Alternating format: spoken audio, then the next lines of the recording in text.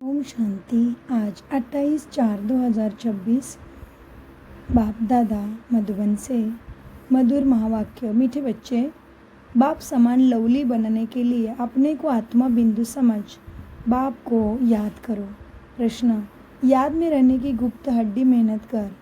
मेहनत हर एक बच्चे को करनी है। क्यों? उत्तर, क्योंकि याद के बिगैर आत्मा पापात्मा से पुण्यात्मा नहीं बन सकती। जब गुप्त याद में रहे, देही अभिमानी बने, तब विकर्म विनाश हो। धर्मराज की सजाओं से बचने का साधन भी याद है।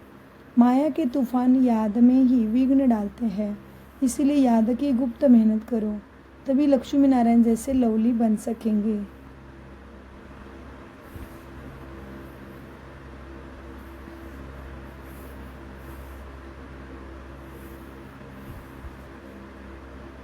धारणा, धर्मराज की सजाओं से बचने के लिए याद की गुप्त मेहनत करनी है। पावन बनने का उपाय है अपने को आत्मा बिंदु समझ बिंदु बाप को याद करना। ज्ञान में अपने आप को मियाँ मिट्टू नहीं समझना है। एक रस स्थिति बनाने का अभ्यास करना है। बाप का जो फरमान है उसे पालन करना है।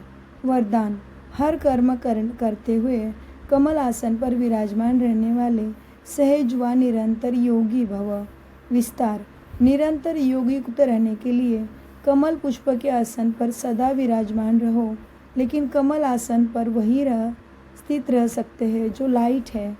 किसी भी प्रकार का बोझ अर्थात बंधन न हो। मन के संकल्प का बोझ, संस्कारों का बोझ, दुनिया के विनाशी चीज़ों की आकर्षण का बोझ, लौकिक संबंधियों की ममता का बोझ। जब यह सब बोझ खत्म हो, तब कमल आसन पर विराजमान निरंतर योगी बन सकेंगे। स्लोगन, सहनशीलता का गुण धारण कर लो तो असत्य का सहारा नहीं लेना पड़ेगा। अव्यक्त इशारे, महान बनने के लिए मधुरता और नम्रता का गुण धारण करो। किसी के संस्कार सरल मधुर होते हैं तो वह संस्कार स्वरूप में आते हैं। जब संस्कार बाप दादा के समान बन जाएंगे तो बाप दादा के स्वरूप सभी को देखने में आएंगे। जैसे बाप दादा वैसे हूबेहूब वही गुण, वही कर्तव्य, वही बोल, वही संकल्प अनुभव होंगे। जैसे बाप दादा वैसे हूबेहूब वही गुण, वही कर्तव्य, वही बोल, वही अनुभव, वही संकल्प अनुभव होंगे।